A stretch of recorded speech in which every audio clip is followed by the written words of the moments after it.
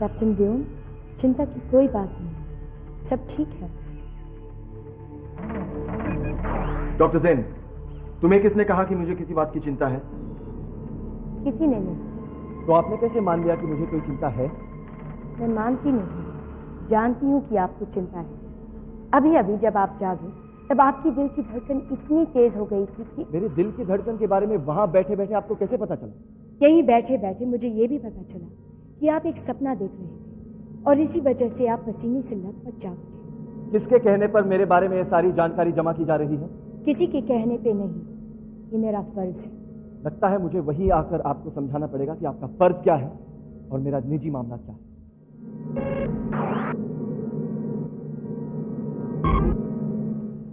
Doctor Jain, मुझ पर ऐसी निगरानी क्यों रखी जा रही है? मैं आपकी मदद करना चाहती हूँ कैप्टन व्योम। मेरी मदद?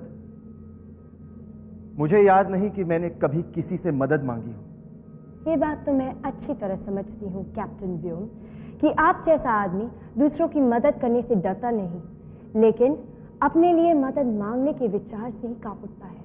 डॉक्टर जैन, मैं यहाँ आपका भाषण सुनने नहीं आया। मैं सिर्फ यही कहने आया हूँ कि आपके यंत्र मेरे कमरे से निकाल दो। इसी वक्त ये मेरा हुक्म है। ऐसा नहीं होगा। नहीं होगा? इतना कहने के जुर्म में ही मैं आपको गिरफ्तार कर सकता हूं डॉक्टर जैन। लेकिन आप ऐसा नहीं करेंगे। आप जैसा आदमी आप जैसे आदमी आप बोले जा रही हैं। आप मेरे जैसे कितने आदमियों को जानती हैं? यही कुछ 100 सवा 100। 100 सवा 100 मेरे जैसे आदमी? आपके ही जैसे मेरे मरीज। मरीज? क्या हुआ है मुझे? हुआ कुछ भी नहीं, होगा। क्या? पृथ्वी पर जब मैंने आपके खून का पहला सैंपल लिया, तब से मैं आपकी निगरानी कर रही हूं। उस दिन मैंने आपसे एक सवाल किया जिसका जवाब मुझे आज तक नहीं मिला। कौन सा सवाल? यही कि आप अपने माता पिता के बारे में क्या जानते हैं। इस सवाल का मेरे खून के सैंपल से क्या संबंध है? सीधा संबंध है।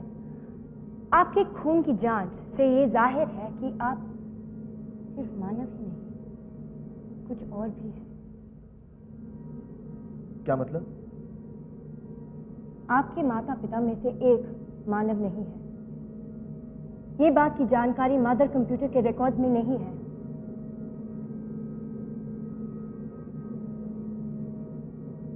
आप चुप क्यों हो गए हैं कैप्टन व्योम?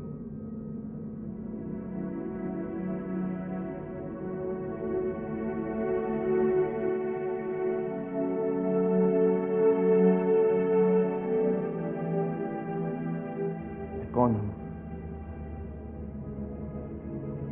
जब पहली बार मैंने अपने आप से यह सवाल पूछा तो मैं 8 साल का था। लद्दाख में थिक से मठ के आश्रम में पल रहा था। मैंने तो कभी अपने माता पिता को देखा भी नहीं। जब मठ के गुरु को उनके बारे में पूछता तो वो कहते कि वो जिंदा है और दोनों जानते हैं कि मैं सुरक्षित हूं। जब मैं रोता और पूछता कि दूसरे बच्चों के माता पिता की तरह मुझसे साल में एक बार भी क्यों नहीं मिलने आते, वो कहते कि एक समय ऐसा भी आएगा जब वो तुमसे मिलने आएंगे।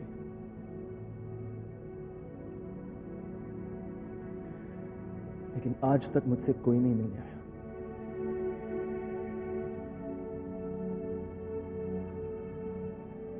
आपने जब आश्रम छोड़ा तब आपके गुरु ने कुछ बताया होगा। तब तक वो चल बसे थे और उनके सिवा मेरे बारे में और कोई नहीं जानता था। लेकिन कुछ तो पता होगा। नहीं। हाँ, कई बार एहसास हुआ। जब मैं छोटा था तब बार बार मेरे सपनों में एक उजला साया दिखाई देता, जिसे देखकर मुझे लगता कि मानो यही मेरी मां है। कई सालों से यह सपना मैंने देखा नहीं, लेकिन आज फिर से मैंने यही सपना देखा। वही चमकता हुआ साया जिसे देखकर मुझे लगा कि मेरी मां मेरे सामने खड़ी है, इतने करीब कि अगर मैं हाथ बढ़ाता तो उसे छू पाता। आपकी खून की जांच के मुताबिक आपके माता पिता में से कोई एक है जो बिना कुछ बोले, बिना किसी यंत्र के, सिर्फ मानसिक तरंगों के जरिए आपसे बात कर सकता है।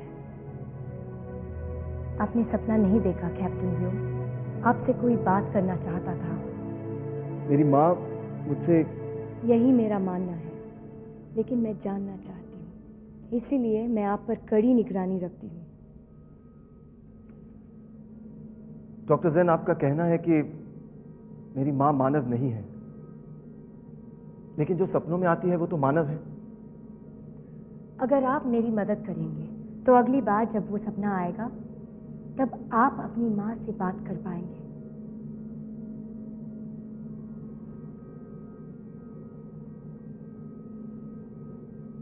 ठीक है,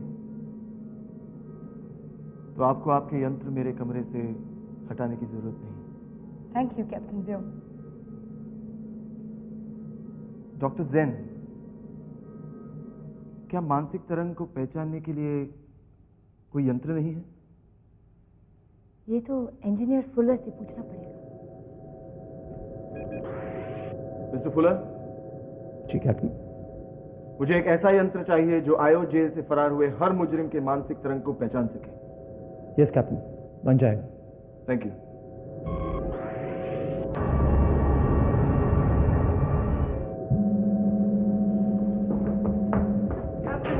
कैप्टन व्योम, ये रहा आपका नया ब्रेन वेव डिटेक्टर। इस यंत्र के जरिए आप हर मुजरिम को उसकी मानसिक तरंगों को पकड़कर पहचान सकते हैं। इसे हम सब ने मिलकर बनाया है।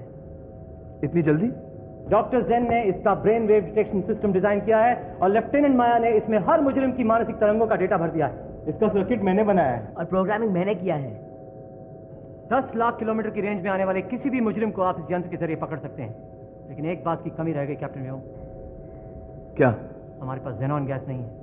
जेनॉन एम्पलीफायर से हम इस यंत्र की रेंज को डबल कर सकते हैं, डबल। कैप्टन, हम चाहते हैं कि सबसे पहले आप इस यंत्र का प्रयोग करें।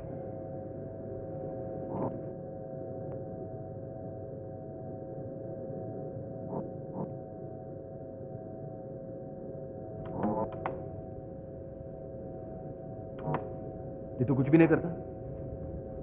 आइए बिजली जी।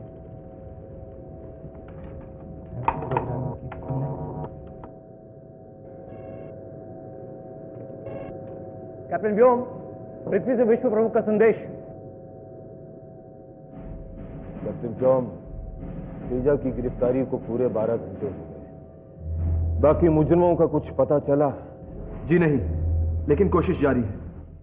कैप्टन व्योम, तेजा के हमले के बाद यहाँ के वासियों में एक ऐसा खौफ फैल गया था कि अगर उन्हें इस वक्त यह पता चलता कि ना सिर्फ तेजा बल्कि उसके जितने खतरनाक और 11 मुजरिम आयु जेल से फरार हुए, तो तुम खुद सोच लो यहाँ क्या होगा। करोड़ों लोग पृथ्वी छोड़कर कहीं और जाना पसंद करेंगे और हम किसी को यह भी नहीं समझा पाएंगे कि इस सारे सूर्यमंडल में और कोई जगह है ही नहीं जो खतरे से खाली हो। कैप्टन व्योम, कैप्टन व्योम, शुरू हो गया। शुरू हो गया।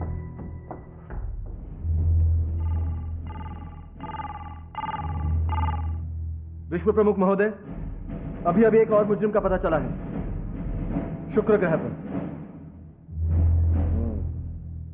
वहां हमारी गंधक की खान है ना? वहां कौन है और इस वक्त क्या कर रहा है? मुजरिम का नाम है मोहिनी और वो वहां जो भी कर रही है ज्यादा देर नहीं कर पाएगी, क्योंकि विश्व अंतरिक्ष सेनायान उल्का कुछ ही देर में वहां पहुंच जाएगा। जिंदाबाद। वो शुक्र है, यहां से कितना खूबसूरत दिखता है ना? हाँ सचमुच। शुक्र की सतह लोहे की भट्टी से भी ज्यादा गर्म होती है। वहां सांस लेने के लिए ऑक्सीजन नहीं, सल्फ्यूरिक एसिड की भाप होती है, जिसे तुम मंगलवार से गंधक का तेजाब कहते हो। लेकिन कैप्टन व्योम तो कह रहे थे कि वहाँ लाखों लोग रहते हैं और गंधक की खानों में काम करते हैं। हाँ,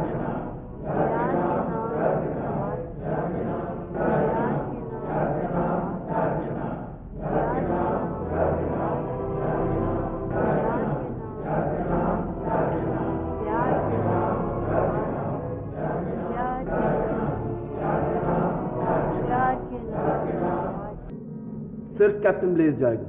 लेकिन कैप्टन, आप ये अच्छी तरह से जानते हैं कि मोहिनी के लिए किसी भी पुरुष के मन पर काबू पाना बहुत ही आसान है। वो हर पुरुष की पसंद के मुताबिक अपना रूप बदलती है और फिर उसके बाद उसको अपना दीवाना बनाती है और फिर उससे अपनी मनमानी कराती है। मैं जानता हूं माया। फिर आप मुझे क्यों नहीं भेजते? चाहे तो डॉक्टर जैन को मेरे साथ भेजिए, हम दोनों इसे पकड़ कर लेकर आएंगे, क्योंकि स्त्रियों पर मोहिनी की जादू का असर नहीं होता। वैसे तो मोहिनी के जादू का असर साइडी पर भी नहीं होगा क्योंकि वो मशीन है, और सूर्या पर भी नहीं होगा क्योंकि वो अभी बच्चा है। लेकिन मोहिनी हर हथियार के इस्तेमाल में इतनी माहिर है कि हम में से एक ही आदमी उसका मुकाबला कर सकता है, और वो है कैप्टन ब्लेज। क्यों? क्योंकि कैप्टन ब्लेज दुश्मन का साया देखकर भी वार कर सकते हैं। लेकिन मोहिनी के चेहरे की एक झलक कैप्टन ब्लेज की मौत बन सकती है। लेफ्टिनेंट माया, आपको घबराने की जरूरत नहीं। मैं मोहिनी के चेहरे की तरफ देखूंगा तक नहीं। कहना बहुत आसान है कैप्टन ब्लेज। तो फिर कोई रास्ता निकालना पड़ेगा। एक रास्ता है, सम्मोहन का जवाब सम्मोहन, लेकिन उसके लिए साइडी को उनके साथ भेजना होगा। ठीक है। ठीक है, आइए कैप्टन ब्लेज। कैप्टन ब्लेज, यहां बैठिए। अब मेरी तरफ देखिए।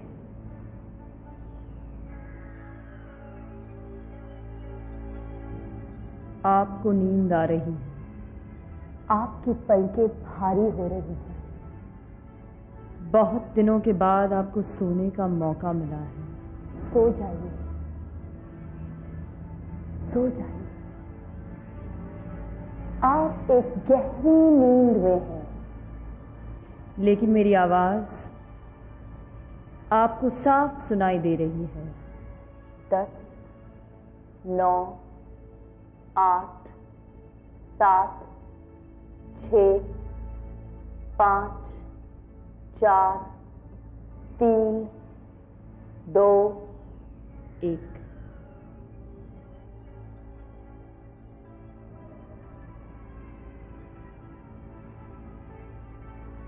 अब मैं आपको 2 शब्द सुनाऊंगी, जिसे सुनते ही आप किसी भी तरह के सम्मोहन से मुक्त हो जाएंगे। ये 2 शब्द हैं उल्का शक्ति, उल्का शक्ति, उल्का शक्ति।